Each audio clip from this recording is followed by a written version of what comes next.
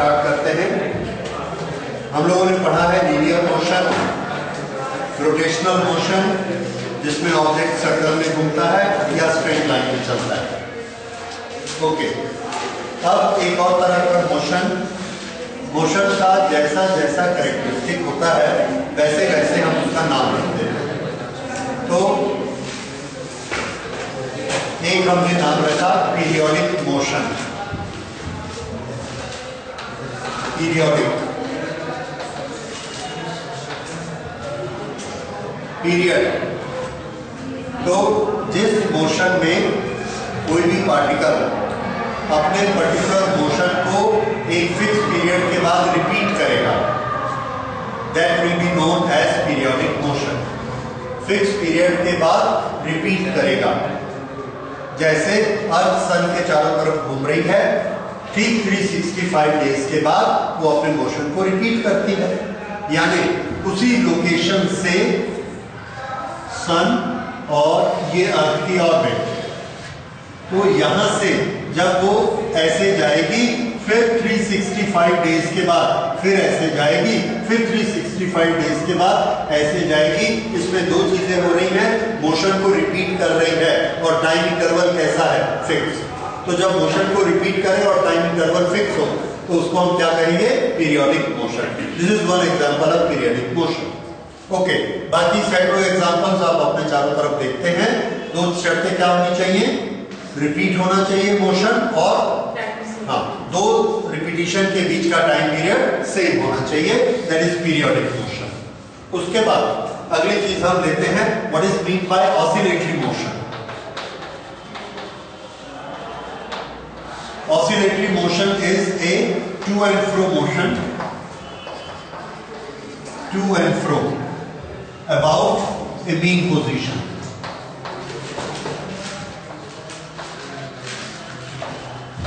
About a mean position. कोई एक mean position है, इसके ऐसा क्रॉस करके गए, एक बार इधर से इधर गए हैं तो दूसरी बार इधर से इधर आना है, ऐसे। This is to, this is फ्रो।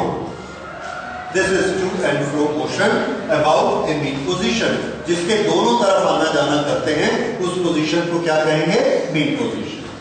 तो ये मीन पोजीशन है और ये मोशन कैसा है, टू एंड फ्रो, ये कहलाएगा ऑसिलेटरी मोशन। तो ऑसिलेटरी और पीरियोडिक में क्या डिफरेंस हुआ, देखिए पीरियोडिक में यहां से अर्थ जाती है इस तरफ, अगली बार जब जाएगी तब भी इस तरफ, फिर तीसरी बार जाएगी तब भी इस तरफ, लेकिन यहां पर एक बार इधर गई, फिर इधर गई, फिर इधर गई, फिर इधर गई। तो ये पीरियोडिक है, ये भी पीरियोडिक है। क्यों, क्योंकि एक फिक्स टाइम के बाद ऐसे जाती, 1 सेकेंड, 2 सेकेंड, 3 सेकेंड, 4 सेकेंड, फिर 4 सेकेंड के बाद फिर ऐसे, फिर 4 सेकेंड के बाद फिर ऐसे। तो हर 4 सेकेंड में ये अपने मोशन को रिपीट करती है, इसलिए ये क्या है, पीरियोडिक। लेकिन ये अपनी मीन पोजीशन में लेफ्ट टू राइट भी जाती है और राइट टू लेफ्ट भी जाती है, इसलिए ये पीरियोडिक के साथ और क्या है, ऑसिलेटरी। ये सिर्फ लेफ्ट टू राइट जाती है, यहां पर राइट टू लेफ्ट नहीं जाती है, इसलिए ये सिर्फ ओनली पीरियोडिक है। This is periodic as well as oscillatory. दोनों का अंतर समझ में आ गया। अब तीसरी चीज हम लेते हैं, what is mean bye a simple harmonic motion.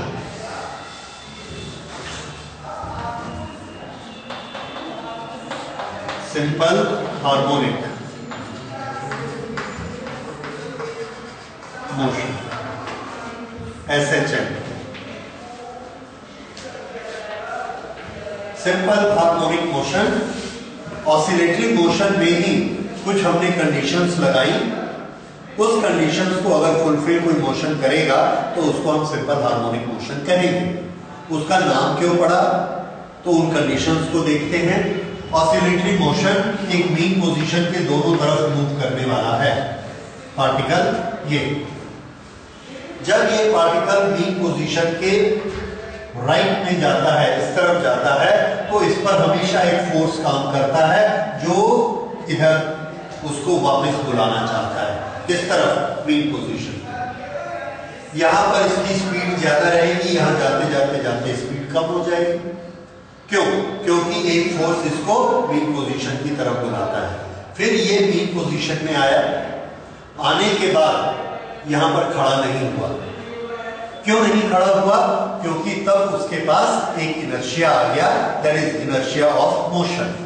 उस इनर्शिया ऑफ मोशन के कारण वो मीन पोजीशन को ओवर जंप कर जाता है और इसको ओवर जंप करके इस तरफ आ जाता है। किसके कारण? इनर्शिया ऑफ मोशन, उसके कारण। लेकिन जैसे ही ये मीन पोजीशन से इस तरफ आता है, फोर्स अपनी डायरेक्शन बदल देता है और जैसे ही ये यहां पहुंचा, फोर्स इस तरफ लगना शुरू हो गया ये, और अब ये इधर बढ़ रहा है, फोर्स इसको इधर लगा रहा है और इसकी स्पीड कम होते जाती है क्योंकि रिटार्डिंग फोर्स है उल्टी डायरेक्शन में। स्पीड कम होते होते फिर जीरो हो गई, लेकिन इस फोर्स के कारण ये फिर इधर चला गया। जब इस फोर्स के कारण, force means what does the force gives? Force give acceleration. तो इसको एक्सेलरेशन मिला, इसकी स्पीड बढ़ी, यहां स्पीड बढ़ गई। जब यहां स्पीड बढ़ी तो ये मीन पोजीशन पर रुका नहीं। क्यों? Due to inertia of motion. इसको ये ओवर जंप करके इधर चला गया। जब ये इधर गया तो फोर्स ने अपनी डायरेक्शन बदल ली। फोर्स हमेशा किस तरफ काम करता है? मीन पोजीशन की तरफ हमेशा काम करता है। जब ये पार्टिकल यहां यहां यहां कहीं भी है तो फोर्स इधर काम करेगा, यहां यहां यहां कहीं है तो फोर्स इधर काम करेगा। ये एक कंडीशन है।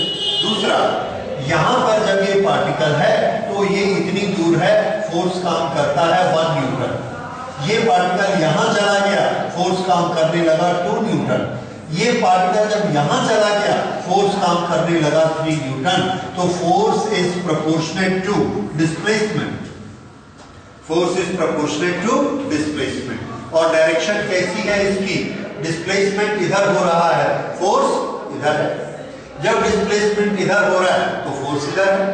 तो force is always opposite to the displacement direction and force in magnitude is proportional to the displacement. जितना डिस्प्लेसमेंट ज्यादा उतना फोर्स ज्यादा होगा, डायरेक्शन उल्टी रहेगी, इसलिए हम इसको ऐसे लगाते हैं।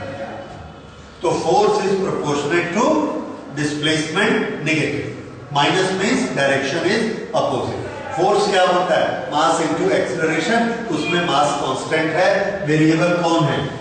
Acceleration. So acceleration is proportionate to displacement. Acceleration is proportionate to displacement and opposite in direction.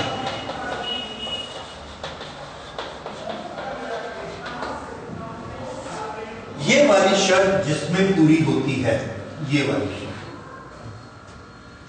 a particle is doing an oscillation in such a way that its acceleration is proportionate to displacement and it is always opposite in the direction of displacement. What does that mean? That means the force is always directed towards mean position. तो इसका oscillation क्या कहलाएगा? Simple harmonic motion. ठीक है? So this is simple harmonic motion. तो oscillation से, oscillation तब भी हो सकता है अगर मैं अपने घर के सामने, दरवाजे के सामने ऐसे टहल रहा हूं। दरवाजा बीच में है, एक बार मैं इधर जाता हूं, फिर एक बार इधर आता हूं, फिर एक बार इधर, फिर एक बार इधर। लेकिन जब मैं दरवाजे के इधर जाता हूं तो कोई फोर्स दरवाजे की तरफ काम नहीं कर रहा। तो it is an oscillation but it is not simple harmonic motion. तो सिंपल हार्मोनिक मोशन में क्या होगा? There is always a force, there is always an acceleration, there is always change of speed. यहां से जाएगा, स्पीड ज्यादा होगी, force काम करेगा, स्पीड कम होते होते जीरो। फिर इस फोर्स के कारण स्पीड बढ़ेगी, फिर जैसे इसको पार करेगा फोर्स उल्टा हो जाएगा, स्पीड कम होते होते जीरो। तो ये वाला मोशन क्या कहलाएगा? Simple harmonic motion. अच्छा, अब ये जो सिंपल हार्मोनिक मोशन होता है, इसकी प्रॉपर्टी आपने देख ली, इसको नोट करिए। Simple harmonic motion. Number 1, it is periodic oscillation, मतलब ये पीरियोडिक भी है और ऑसिलेशन भी है। It is periodic oscillation in which the restoring force is always directed towards mean position, always directed towards mean position। इसके सामने नंबर 1 लिख लीजिए, force is always directed towards mean position. Number 2, force and acceleration proportionate to displacement, and opposite in direction, proportionate to displacement and opposite in direction। ठीक है, ये इसकी properties हैं। तो ये वाला मोशन पीरियोडिक भी है, ऑसिलेटरी भी है और सिंपल हार्मोनिक भी है। ओके, अब ये जो मोशन है इसको हमने स्टडी करना है, simple harmonic motion. Simple harmonic motion को स्टडी करने के लिए हमने इसके एग्जांपल देखे। इसका बेस्ट एग्जांपल है थ्योरेटिकली, प्रैक्टिकली बहुत से एग्जांपल हैं। थ्योरेटिकली हम एक एग्जांपल लेते हैं, एक पार्टिकल है वो एक सर्कल में घूम रहा है। ये पार्टिकल है क्यू पार्टिकल इस सर्कल में घूम रहा है और इसकी एंगुलर वेलोसिटी है ओमेगा रेडियन पर सेकेंड। एक सेकेंड में omega radian, it's a uniform angular velocity. तो ये यहां से जब ऐसा घूमेगा तो ये इसकी आर्म के बारे में सोचिए, ये आर्म यहां चली गई, फिर यहां चली गई, फिर यहां चली गई, तो t टाइम में ये यहां से यहां गया। कितना टाइम बीत गया? t। अगर t टाइम बीत गया है तो ये एंगल कितना होगा? 1 सेकंड में कितना एंगल बनता था? ओमेगा। 2 सेकंड में ओमेगा इंटू 2, 3 सेकंड में ओमेगा t। तो ये एंगल कितना बना? Omega t। अच्छा, हमने क्या किया, ये Q के साथ में एक रॉड बांध दिया जो कि हमेशा इस पर परपेंडिकुलर रहता है। जब ये यहां पर था तो वो ऐसा था, जब यहां था तो ये ऐसा है, ये जब ये यहां आएगा ऐसे तो ये यहां आ जाएगा। तो ये जो पॉइंट है इसको हम बोलेंगे फुट ऑफ परपेंडिकुलर। यहां से हमने इस पर एक कितना एंगल बनाया? 90 परपेंडिकुलर। तो यहां से जो परपेंडिकुलर ड्रॉ किया ये उसका फुट है। So foot of perpendicular is P। Okay, अब जब Q यहां से यहां पर है तो फुट ऑफ परपेंडिकुलर यहां है। जब ये यहां पहुंचा तो यहां है, यहां पहुंचा तो यहां है और यहां पहुंचा तो यहां। जब ये Q यहां से इधर आएगा तो ये यहां आया, ये ऐसे, ये यहां आया ऐसे, और यहां आया ऐसे, यहां आया ऐसे। तो P किधर आया? नीचे। जब ये यहां से यहां Q आता है तो P इस लाइन पर चल रहा है। फिर जब Q यहां से यहां तक आएगा तो P इधर से इधर आएगा, और फिर जब Q यहां से ऊपर जाएगा, ये यहां से ऐसे ऐसे, तो P ऐसे ऐसे ऐसे फिर ऊपर जाएगा। फिर Q यहां पहुंच गया। Q ने एक सर्कल पूरा लगाया तो P का मोशन कैसा हुआ? यहां से इधर, इधर से इधर, इधर से इधर और यहां से यहां। ठीक है, अब ये लगातार घूम रहा है ऐसे। अगर ये लगातार घूम रहा है तो P भी लगातार चलेगा। कैसा चलेगा? ऐसे। ऑसिलेशन, ये क्या है इसकी? Mean position. तो ये जो ऑसिलेशन है ये इसकी मीन पोजीशन है, और ये वाला जो मोशन है इसको हम प्रूफ कर देंगे कि ये सिंपल हार्मोनिक मोशन है। So when Q is making a circular motion,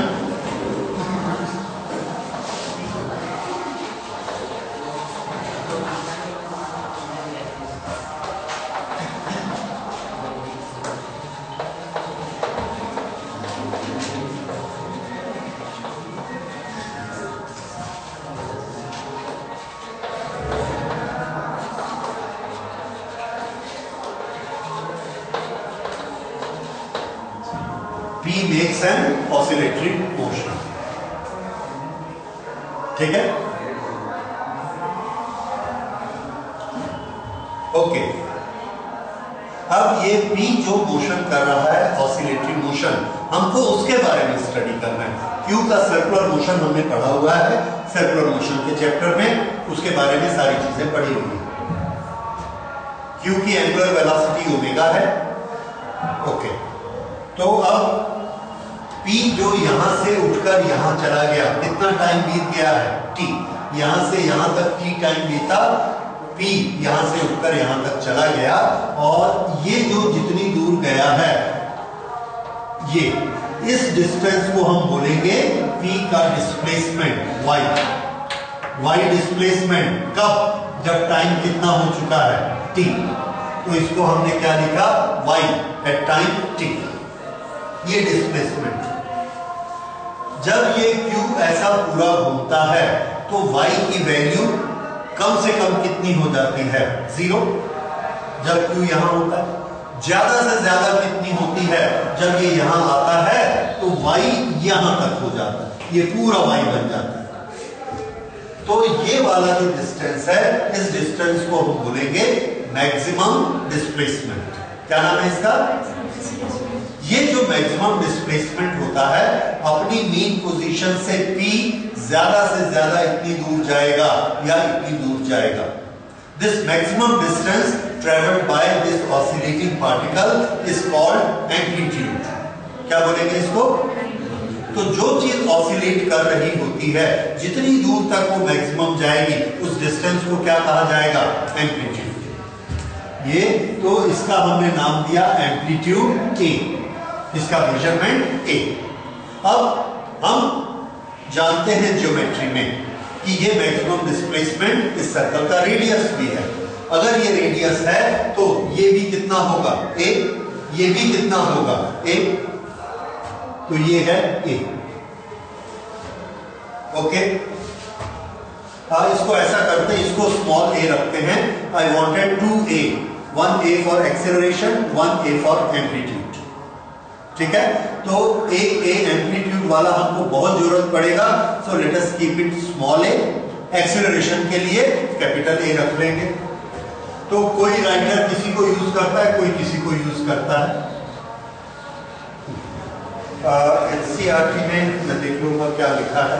anyway, इसको हमने A मान लिया। अच्छा, ये एम्पलीट्यूड, तो A इज व्हाट? अब से हम याद रखेंगे A क्या होता है? एम्पलीट्यूड। Y क्या है? Displacement eight time T। T time पर डिस्प्लेसमेंट कितना है? Y। ओमेगा क्या है? Uniform angular speed of Q। Uniform angular speed of Q। ठीक है, ओके। अब इसके बाद ये जो Y डिस्प्लेसमेंट है, ये ओमेगा T क्या है? Omega T is phase of T। देखिए, जैसे जैसे ओमेगा T बढ़ते जाता है, इधर ध्यान दीजिए, ओमेगा T बढ़ते जाएगा, P की लोकेशन चेंज होती जाएगी। तो जब P यहां पर है तो ओमेगा T ये है 20 डिग्री। जब P यहां पर है तो ओमेगा T 45 डिग्री। जब P यहां पर है तो ओमेगा 60 डिग्री। जब यहां पर P है तो ओमेगा T 90 डिग्री। तो हम क्या बोलेंगे? P की पोजीशन को हम एंगल में बताएंगे। P की पोजीशन को बताने का एक तरीका क्या हो गया? एंगल का। दूसरा तरीका, तीसरा तरीका भी है हमारे पास, अलग अलग तरीके हैं। उसमें से एक तरीका क्या है? एंगल में बताना। फिर से सुनिए, पहला तरीका क्या है? 1 सेंटीमीटर ऊपर, 2 सेंटीमीटर ऊपर, 3 सेंटीमीटर ऊपर, मैक्सिमम 5 सेंटीमीटर ऊपर, 1 सेंटीमीटर नीचे, 2 सेंटीमीटर नीचे, 3 सेंटीमीटर। ये हमने क्या बताया, लेंथ। दूसरा, यहां से यहां जाता है, फिर यहां से यहां आता है, फिर यहां से यहां आता है, फिर यहां से यहां आता है। इसका एक साइकिल पूरा हो गया, तो हम इसको बोलेंगे पी ने भी अपना एक साइकिल पूरा कर दिया। कैसे? यहां पी आया, ऐसा जा रहा है, फिर इधर उल्टा आया, फिर ऐसा आया, ये रिपीट किया। पहले वाले क्वेश्चन को अब रिपीट किया, तो ये जो पूरा टाइम होता है, इस पूरे टाइम को हम कहते हैं T, time period, time period of oscillation.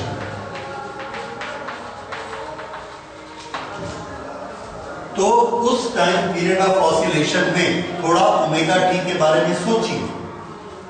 ये ओमेगा टी ऐसा चला 90 डिग्री, पी यहां पहुंच गया, 180 डिग्री, पी यहां पहुंच गया, 270, पी यहां पहुंच गया, 360, पी वापस पहुंच गया।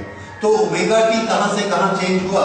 0 to 360, 0 to 360, और P का एक साइकिल पूरा हो गया। इसका ये मतलब है कि P अपने फेज को 360 डिग्री चेंज करता है एक साइकिल में। ये हमने एक मेजरमेंट का तरीका बताया। क्यों तरीका ऐसा बनाया? क्योंकि हम P की लोकेशन को एकदम सही सही आपको बता सकते हैं। जैसे अगर मैं आपको कहूंगा कि इस समय P का फेज 210 है, तो आप मुझे दो चीजें बता सकते हैं कि P कहां पर है और कैसा चल रहा है, नीचे जा रहा है कि ऊपर जा रहा है। बताइए। 210, वेरी गुड। ये यहां से 180 और ये 210, ये P है। अब ये P नीचे जा रहा है कि ऊपर जा रहा है? नीचे जा रहा है। अगर मैं आपको बोलूंगा that P is having the phase 330, तो ये 360 है, ये 330 है, तो P यहीं पर, लेकिन 210 और 330 फेज क्या डिफरेंस है? यस। अगर मैं आपको ये बोलूंगा कि P अपने मेन पोजीशन से 2 सेंटीमीटर नीचे है, मेन पोजीशन से 2 सेंटीमीटर नीचे है, तो हमारी इंफॉर्मेशन अधूरी। क्यों? क्योंकि मैंने आपको ये नहीं बताया कि वो नीचे जा रहा है कि ऊपर जा रहा है। ठीक है? इसलिए जब हम डिस्टेंस को साधन बनाएंगे उसकी लोकेशन बताने का, तो वो अधूरी इंफॉर्मेशन है। लेकिन अगर हम एंगल को बनाएंगे तो एंगल में हमको दोनों इंफॉर्मेशन मिलेगी कि उसका डिस्टेंस कितना है और हाँ नीचे जा रहा है कि ऊपर जा रहा है, लेफ्ट जा रहा है कि राइट जा रहा है। अब बताइए, यहां से यहां तक गया ऐसे, तो इसका फेस कितने से कितना चेंज हुआ? यहां पर कितना है? 0, 90 डिग्री। फिर यहां से यहां तक आया, फिर कितना हो गया? 180 डिग्री। फिर यहां से यहां तक गया 270 डिग्री, और फिर यहां से यहां गया, इसको रेडियन में कन्वर्ट कर दो। 180 डिग्री पाई रेडियन होता है, और 360 2 पाई होता है, और 90 हाफ पाई होता है। तो इसको हम रेडियन में रखते हैं एसआई सिस्टम में, π/2 पाई 2 पाई, एंड दिस इज 3/2 पाई। तो जब एक पार्टिकल ऑसिलेट करता है तो उसका फेज चेंज होता रहता है। Now this language you should be conversant with this language. जब भी कोई पार्टिकल ऑसिलेट करता है तो उसका क्या चेंज होता है? फेज। जब वो अपनी मीन पोजीशन पर है तो उसका फेज कितना? 0। फिर एक्सट्रीम पे गया तो π/2। तो 0 से π/2 फेज में वो किधर जा रहा है? दूर, एक्सट्रीम की तरफ। π/2 से पाई एंगल पर किधर आ रहा है? मीन पोजीशन की तरफ। पाई से 1.5 पाई तक किधर जा रहा है? दूसरी तरफ, एक्सट्रीम पे। और 3/2 पाई से 2 पाई फिर किधर जा रहा है? मीन पोजीशन की तरफ वापस जा रहा है। ये समझ आ गया? ठीक है। अब ये वाला डिस्टेंस भी हम निकाल सकते हैं डिस्प्लेसमेंट फेस के रिलेशन से। तो फेस के रिलेशन, तो पहले फेस क्या हुआ, तो फेस लिखिए, अगर हम फेस को डिफाइन करना चाहें, face is the angle, face is the angle of rotation of cube, phase is the angle of rotation of cube which gives number 1 location and number 2 direction. Number 1 location and number 2 direction of motion.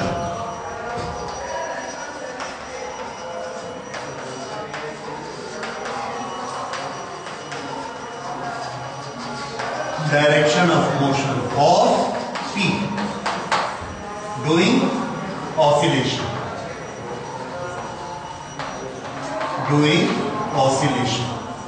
और ये कहां oscillation कर रहा है, diameter पर। ठीक है, इस तरह से फेस एंगल के फॉर्म में हम इसके लोकेशन को और इसकी डायरेक्शन को बताया करेंगे। तो अब से जब भी ऑसिलेशन होगा हम ये बोलेंगे कि ये पार्टिकल अभी 70 डिग्री फेस पर है, तो आप समझ जाओगे 90 पे उसको कहां पहुंचना है, एक्सट्रीम पे, तो 70 थोड़ा सा उससे पहले होगा, लेकिन उस तरफ जा रहा है, बाहर की तरफ। ओके, तो ये फेस हो गया। अब देखिए डिस्प्लेसमेंट और फेस का रिलेशन, डिस्प्लेसमेंट और फेस का रिलेशन, इसको बनाने के लिए हमने किया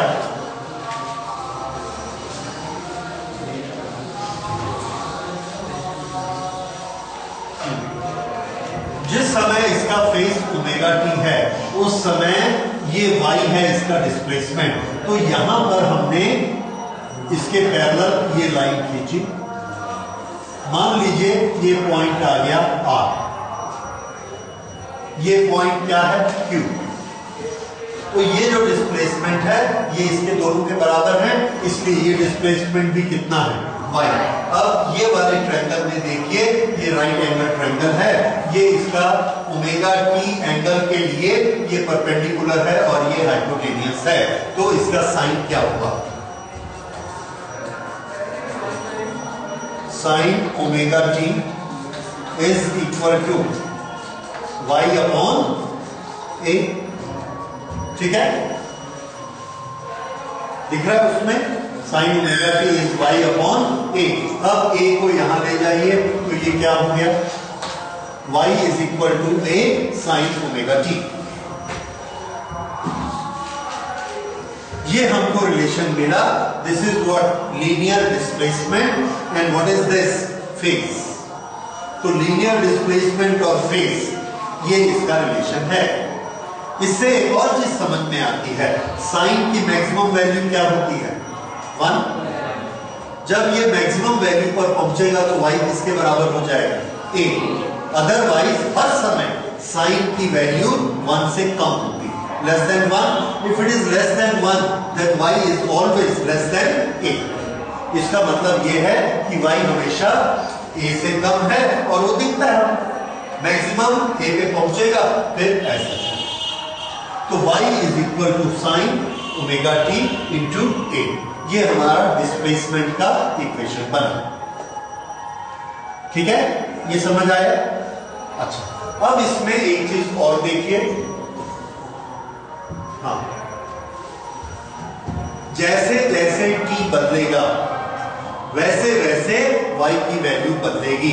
कैसे बदलेगी, इसी इक्वेशन को मैं फिर से लिखता हूं, y is equal to a sine omega को हम लोग पहचानते हैं, this is equal to 2 pi upon t. ये ओमेगा टी क्या है, टाइम पीरियड ऑफ ऑसिलेशन, और ओमेगा का फॉर्मूला क्या होता है, 2 pi upon t. This is to be multiplied with this t. ये टी कौन सा टी है, ये टी वो टी है जो वेरिएबल है, यहां से बदला 1 second, 2 second, 3 second, 4 second, 5 second, ये टी है। तो कैपिटल टी क्या है, इसको एक बार घूमने में 10 सेकंड लगता है, 10 सेकेंड। तो पूरा एक चक्कर लगाने का जो टाइम है that is time period of one cycle, उसको हमने क्या माना? T. It is constant for one oscillation, for any one type of oscillation. तो ये हमने एक एग्जांपल लिया। अब हमने क्या माना था? क्यू यूनिफॉर्म वेलोसिटी से घूम रहा है, तो हर चक्कर में उसको कितना टाइम लगने वाला है? T, that is capital T.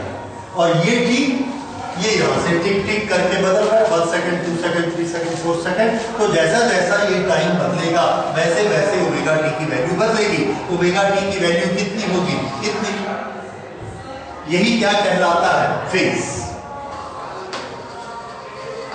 ये फेज है, ये आर्गुमेंट है जो ए के साथ मल्टीप्लाई होता है। ओके, अब इस आर्गुमेंट की वैल्यू देखिए, ये टी बदलता है, ये टोटल टी यहां से चला। अब थोड़ा सा टी को डिस्कस करते हैं। यहां से ऐसे गया, फिर ऐसे गया, फिर ऐसे गया, एक टाइम पीरियड पूरा हुआ। तो यहां से यहां तक गया तो टाइम कितना बीत गया? T/4।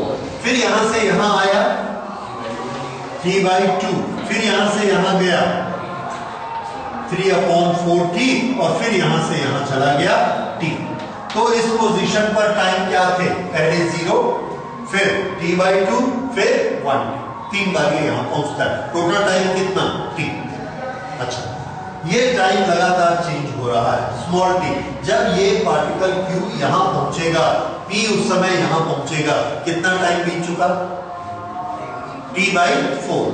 अगर हम यहां पर t की वैल्यू T/4 रखें, ये टेक्निक सीखिए, t को हम T/4 रखेंगे तो ये क्या बन जाएगा? a sin 2π/t into T/4। देखिए ये कितना आया? π/2 क्या होता है? 90 degree, and sin 90 is equal to 1, so this is equal to a। उस समय y किसके बराबर होता है? a के बराबर। आगे फिर से देखिए, जब ये Q पार्टिकल यहां आ गया घूम के, तो ये एंगल कितना बना? 1π। तो टाइम कितना बीत चुका? आधा, T/2। तो यहां पर हम क्या रखेंगे? T/2। उस समय y कितना हो जाएगा? y is equal to a sin T/2, t cancel, 2 cancel, तो y की वैल्यू कितनी आई? 0। तो जब ये Q यहां पहुंचेगा तो P कहां है? यहां पहुंचा, उसका y कितना है? 0। इस तरह से जब हमको t की वैल्यू दी जाएगी तो हम उसको यहां रखेंगे और इसको ऐसा लिखेंगे। तो t की वैल्यू किस भाषा में होगी, किस लैंग्वेज में होगी? आंसर है कैपिटल T की लैंग्वेज में होगी। T/4, T/6, T/8, T/2, ऐसी लैंग्वेज में। समझ में आया? तब ये टी कैंसिल हो जाएगी। या दूसरा तरीका क्या है हमको बताने का? पूरा फेस बताया जाएगा।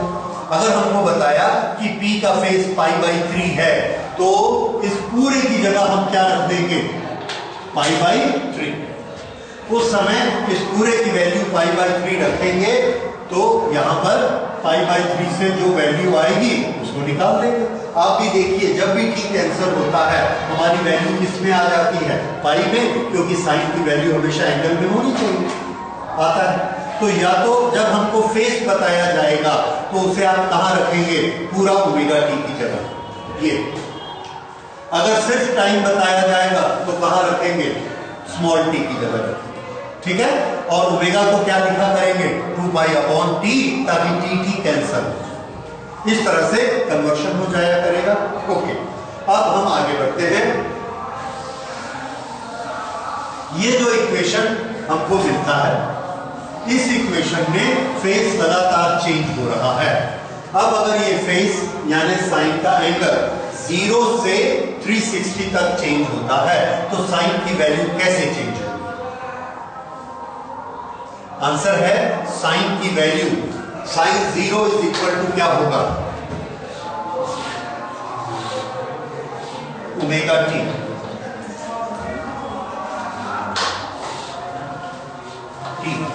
Omega t is equal to 0, π/2, pi, 3/2 pi and 2 pi. इस समय टाइम कितना कितना है? Time 0, t/4, t/2, this is 3/4t and this is t। तो टाइम जब लगातार एक साथ एक जैसा बदल रहा है, यानी 1/4 1/4 1/4 1/4, फेस भी एक जैसा यूनिफॉर्मली चेंज होता है, π/2 प्लस π/2 प्लस π/2 प्लस π/2। तो साइन ओमेगा टी कैसा बदलता है? Sign omega T, this is 0 1 0 -1 0। अब अगर मैं इसको आगे बढ़ा दूं तो आगे बढ़ाने के बाद ये क्या आएगा? 2.5 पाई प्लस 1, फिर 3 पाई 0, 3.5 पाई -1 और उसके बाद फिर 0, फिर उसके बाद 4 पाई के बाद फिर बढ़ेगा 4.5 पाई, फिर क्या आ जाएगा? 1। तो साइन की वैल्यू को देखिए, 1 0 -1 0 +1 0 -1 0, कभी 1 के ऊपर नहीं जाती, कभी -1 के नीचे नहीं जाती और अपने आप को रिपीट करके रहती।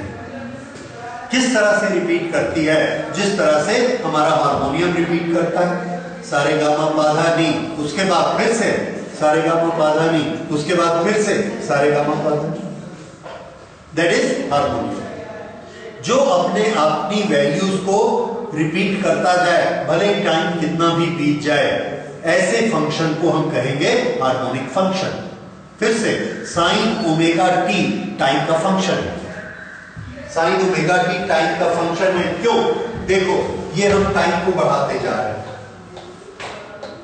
टाइम बढ़ते जा रहा है, साइन बदलते जाती है, तो टाइम को बेचारा अपने आप को बढ़ाते जा रहा है, साइन क्या करती है? घूम घूम के फिर उसी वैल्यू को रिपीट करते रहती है।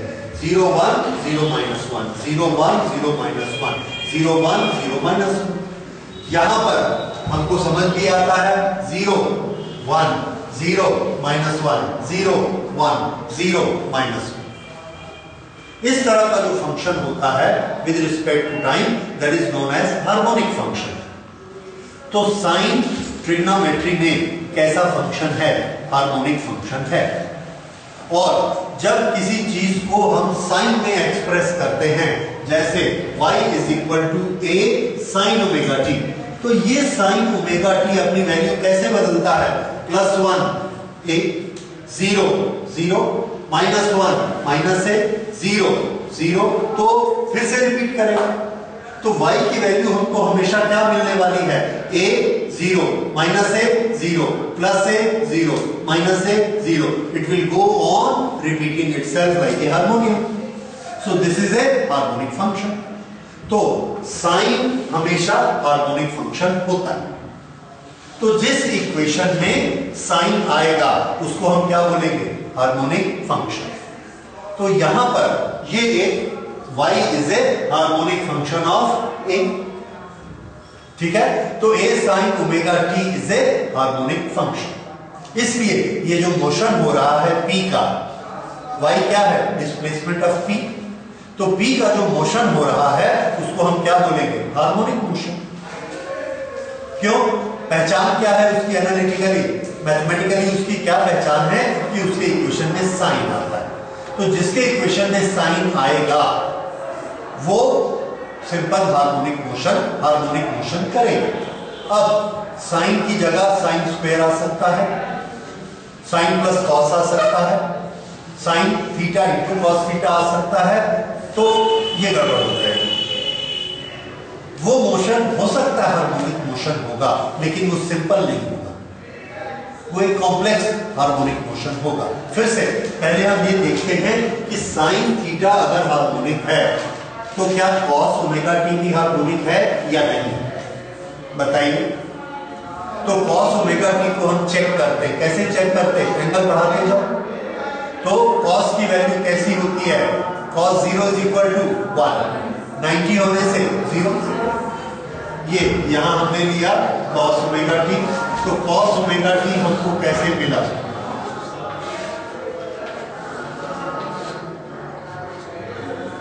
ये 0, this is again 1, this is 0, this is -1, this is 0, +1 0, -1 0, +1 0, -1 0। तो ये भी कैसा है? Harmonic. So sin theta is a harmonic function, cos omega t is also a harmonic function, but tangent omega t is not a harmonic function. क्यों? क्योंकि जैसे ही ये 90 पहुंचेगा tan थीटा क्या हो जाएगा? Infinity. So that become undefined. Therefore, it is not a harmonic function. तो harmonic function सिर्फ दो होते हैं, और कौन से? sin ओमेगा टी और cos ओमेगा टी। ठीक है? तो ये अब ये सिंपल हार्मोनिक इसको कब कहेंगे? जब इसमें sin या cos सिंगल हो, न किसी के साथ प्लस न किसी के साथ मल्टीप्लाई, दूसरे फंक्शन के साथ, then it is simple harmonic. तो अभी जो हमने यहां पर P का मोशन निकाला है, इसके डिस्प्लेसमेंट का ये इक्वेशन आया, और ये इक्वेशन हमको क्या बताता है? This is a simple harmonic function.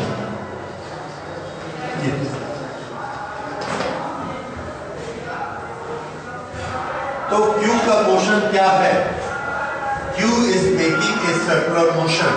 P makes an oscillatory motion, which is simple harmonic motion. तो P क्या है? Simple harmonic motion. अब जब ये ऑसिलेशन कर रहा है, आपने इसके अलग अलग फेज देखे, इसके टाइम पीरियड अलग अलग देखे, इसका इक्वेशन देखा, ये इक्वेशन को हम बोलेंगे इक्वेशन ऑफ डिस्प्लेसमेंट। अब हम इसका ग्राफ भी बना सकते हैं। ग्राफ देखिए। अच्छा, एक चीज और, इसमें ये जो डिस्प्लेसमेंट है, ये वाला, इस तरफ अगर हम फूक बनाते हैं तो ये डिस्प्लेसमेंट, इसको हमने माना x, इसको क्या माना था? y, इसको क्या माना? x। जब q यहां पर था तो x की वैल्यू कितनी थी? फुल वैल्यू थी। किसके बराबर? a के बराबर। ये लंबाई कितनी है? a। तो ये लंबाई कितनी है? a। So when time is equal to 0, x was equal to a। When time is equal to t/4, q यहां चला गया, और इसका परपेंडिकुलर यहां, फिर यहां, फिर यहां, फिर यहां। तो ये x सिकुड़ के कितना हो गया? 0। फिर ये कितना आ गया? -x। फिर ऐसा क्यों आया? तो 0। तो x के वेरिएशन कैसे हो रहे हैं? x के वेरिएशन हो रहे हैं, x शुरू में कैसा था? a, फिर 0, -a, 0। फिर से रिपीट। y के वेरिएशन कैसे हो रहे हैं? y 0, a 0, -a। This is time is equal to 0, time is equal to t/4, time is equal to t/2, time is equal to, this is 0, t/4, t/2, 3/4t, and after that it is again t, और t में ये फिर value को repeat करेगा, that is a 0, a 0, -a 0, a 0, -a 0, और ये y 0, a 0, -a 0। पर दोनों कैसे हैं? दोनों हार्मोनिक फंक्शन है। इसका इक्वेशन क्या है और इसका इक्वेशन क्या है? y is equal to a sin omega t और x is equal to a cos omega t। When time is equal to 0, तो x कितना होता है? a। When time is equal to 0, तो y कितना होता है? 0। ये याद रखिए, ठीक है। तो अब ये बताइए, when time is equal to 0, तो कौन सा डिस्प्लेसमेंट 0 होता है? y की x? y। इसलिए हम लोग y is equal to a sine omega t equation ज्यादा यूज करते हैं। क्यों? क्योंकि जब t जीरो होता है तो y भी जीरो होता है, दोनों जीरो से स्टार्ट करते हैं। लेकिन x वाला जो इक्वेशन है x is equal to a sine a cos omega t, वो कब से स्टार्ट होगा? शुरू का डिस्प्लेसमेंट कैसा है? मैक्सिमम, उससे वो स्टार्ट होता है। लेकिन दोनों फंक्शन कैसे हैं? सिंपल हार्मोनिक फंक्शन है। ठीक है, दोनों में फेज डिफरेंस आपको मालूम है, साइन और कॉस में फेज डिफरेंस π/2 होता है। तो ये हमारा इक्वेशन बना, ये वैल्यू आपने नोट की। ये सारी चीजें आपके दिमाग में बैठी होनी चाहिए। किसी भी फॉर्मेट में, किसी भी रिलेशन में क्वेश्चन पूछा जा सकता है, तो हर चीज आपको याद होनी चाहिए। जब ये x इतना चलता है तो y कैसे होता है? ओके, इनिशियली ये 0 होता है तो ये a होता है। ये दोनों इक्वेशन में अंतर है। अब सुनिए, एक पेंडुलम ऑसिलेशन करता है, अगर मैं उसका सेंटर पे टाइम 0 रख के इसका डिस्प्लेसमेंट काउंट करता हूं तो मुझे एक इक्वेशन मिलता है। अगर मैं इसको ऐसा उठाया और घड़ी स्टार्ट की और इसको छोड़ा तो t इज इक्वल टू 0 कब है? जब इसका डिस्प्लेसमेंट मैक्सिमम है। छोड़ा, जब यहां से मैं इसको गिनता हूं तो उस समय t इज इक्वल टू 0 कहां है? डिस्प्लेसमेंट कितना है? 0। तो बीच वाले का इक्वेशन बताओ और इसका इक्वेशन बताओ। तो आंसर है बीच वाले का इक्वेशन है y is equal to a sine omega t. क्यों? इस समय डिस्प्लेसमेंट कितना? 0। टाइम कितना? 0। इस समय डिस्प्लेसमेंट कितना? a और टाइम कितना? 0। ये किसका है? x is equal to a cos omega. तो जब हम इधर से पेंडुलम को छोड़ेंगे तो कौन सा इक्वेशन लगेगा? x is equal to a cos omega t. और जब बीच से छोड़ेंगे तो उसको क्या बोलेंगे? y is equal to a sine omega. ये दोनों में अंतर है। तो हम लोग y is equal to a sine omega t से पढ़ेंगे, क्योंकि इसमें 0 में 0 होता है। आपकी एनसीईआरटी बुक में उन्होंने हमेशा सिंपल हार्मोनिक मोशन को y is equal to a cos omega t लिखा है। क्यों? उनका कहना है कि पहले आप यहां ले जाओगे तब तो पेंडुलम को स्टार्ट करो। तो स्टार्ट हमेशा कहां से लेना है? x is equal to a से, और वो स्टार्ट किसमें होता है? x is equal to a cos omega t।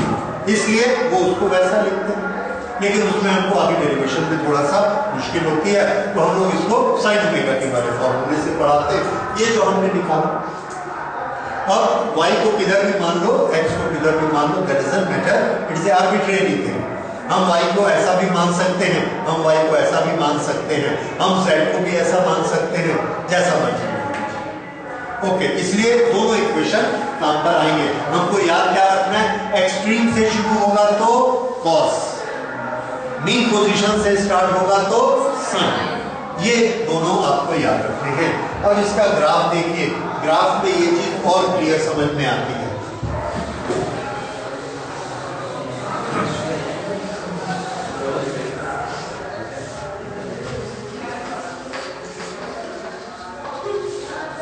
Displacement graph,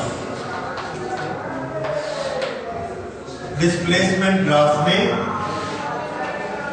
ये हमने बनाया y और ये एक्सिस बनाया t, time axis, y axis. जब टाइम इज इक्वल टू 0 है, टाइम इज इक्वल टू 0 तो डिस्प्लेसमेंट भी 0, और यहां तक का टाइम हमने लिया t। अगर ये टाइम t है तो बीचों बीच कौन है? यहां पर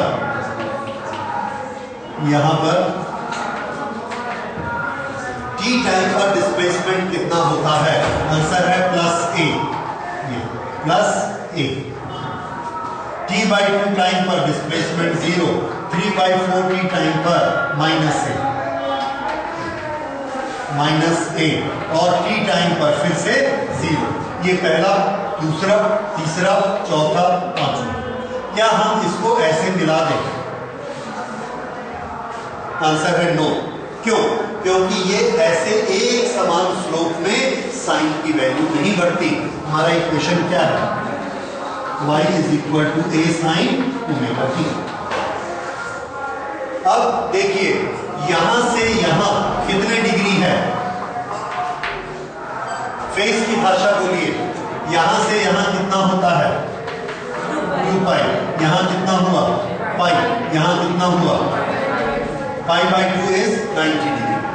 इस 90 डिग्री के हमने 3 हिस्से कर दिए, 30, 30, 30। पहले 30 डिग्री में y की वैल्यू कितनी होगी? sin 30 कितना होता है? sin 30 is half, that is 0.5। तो ये कितना हो गया? टाइम हमने कितना दिया? ये 1/3। 130। इसमें y कितना उठा? 0.58। जब टाइम 0 था तो y कितना था? 0। जब टाइम 1/3, ये 1/3 t हुआ, इसको हमने छोटा t माना, 1/3, तो 0.5 हो गया। फिर जब ये यहां चला गया तो कितना डिग्री हुआ? 60। यहां 60 रखिए। √3/2, √3/2 इज इक्वल टू 0.858। √3 कितना होता है? 1.7/2 किया तो 0.858। उसके बाद ये कब आया? 230। अब यहां पर ये यहां पर हम आ गए, इस टाइम को हमने t माना, तो पूरा जब 80 हो गया तो ये कितना हो गया? 90 degree. y is equal to 8। शुरू में जब t इज इक्वल टू 0 था तो y कितना था? 0। अब देखिए 1/3, 1/3, 1/3, 1/3, 1/3, 1/3 ऐसा बना, लेकिन y की वैल्यू में कैसा चेंज होता है? क्या ये भी 1/3, 1/3, 1/3 बढ़ा? नहीं। जब टाइम 1/3 बढ़ता है तो y कितना बढ़ता है? 0 से लेके 0.5। जब अगला 1/3 बढ़ता है तो y कितना बढ़ता है? 0.35। और जब ये अगला 1/3 बढ़ता है टाइम, तो y कितना बढ़ता है? 0.15। टोटल मिलाकर 1। दिख रहा है? ये इस तरह से आ गया। लेकिन ये जो a बढ़ा, पहले 1/3 टाइम में ही कितना बढ़ गया? 0.5। दूसरे 1/3 टाइम में सिर्फ 0.35 और तीसरे 1/3 टाइम में 0.15। इसलिए पहले 1/3 में ये आधा दूर आ जाएगा ऐसा, दूसरे 1/3 में इससे 0.3 और तीसरे में सिर्फ 0.15। तो ये वाला, ये वाला, ये वाला और ये ऐसा। तो यहां से यहां पॉइंट तक सीधा नहीं जाएगा, ऐसा जाएगा। ये जो कर्व है, ये इसकी इस कर्व का कर्वेचर या इसके सारे पॉइंट किसके अनुसार सेट किए गए हैं? साइन की वैल्यू के अनुसार। इसलिए हम इस कर्व को कहेंगे साइनोसाइडल कर्व। क्या कहा जाएगा? Sinusoidal curve. ये यहां से ऐसा। अब अगर आप और वैल्यू रखते जाएंगे तो देखेंगे ये आएगा ऐसा। नीचे यहां से इस पॉइंट तक ऐसे आएगा और यहां से ये पॉइंट तक ऐसे जाएगा, क्योंकि जब भी टाइम 1/3 बीतेगा तो y की वैल्यू 0.5 बढ़ जाएगी। 1/3 कितना होता है? 0.3। ये तो बराबर स्टेप पे चल रहा है, 1/3, 1/3, 1/3। ये साइन बराबर स्टेप पे नहीं चल रही, ये पहले में ही 0.5 बढ़ जाती है, अगले में 0.35 बढ़ती है, अगले में बहुत कम 0.15 बढ़ती है और उसके बाद कम होनी शुरू हो जाती है। इसलिए ये कर्व बनता है, स्ट्रेट लाइन नहीं बनता। समझ में आया? This is sinusoidal curve. तो y की वैल्यू t के अनुसार कैसी बदलती है, जैसा ये कर्व दिखता है। तो ये हमने बनाया y is equal to a sine omega t का कर्व और ये इस तरह से बना साइनोसाइडल कर्व। ये this is y and this is t, this is t, t/2, 0. This is a and this is minus a. Face कैसे change हो रहा है? 0 π/2 pi 3/2 pi and here it is 2 pi। अब इसमें पक्का याद रख लीजिए, ये जो ऊपर होता है इसका फेस कितना होता है π/2, ठीक है। ये कर्व बना, ये कर्व क्या है, displacement find for simple harmonic motion, और इक्वेशन इसका क्या है, y is equal to a sin omega t, ये उसका कर्व है।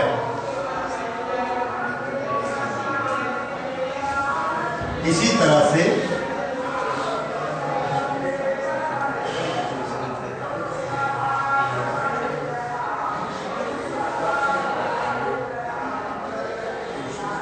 this is y is equal to a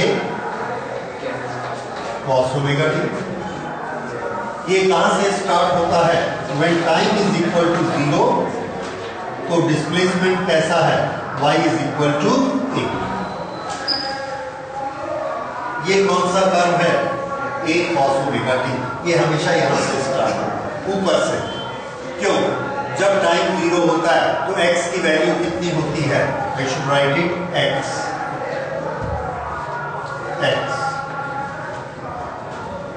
तो when टाइम इज 0, x की वैल्यू ये 0, x की वैल्यू किसके बराबर होगी, a, इसलिए ये यहां से स्टार्ट। इन दोनों में फेज डिफरेंस कितना, इसका फेज कितना है π/2, ये π/2 यहां पर है, और यहां पर फेज कितना है इसका 0।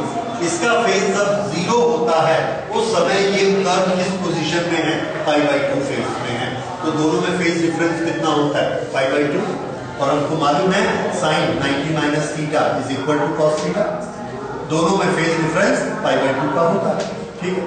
तो ये दोनों याद रखिए, इसको हम रिप्रेजेंटेटिव मानते हैं सिंपल हार्मोनिक मोशन के डिस्प्लेसमेंट, क्योंकि इसमें t इज इक्वल टू 0 है तो y इज इक्वल टू 0 0 0, और इसमें 0 a है cos।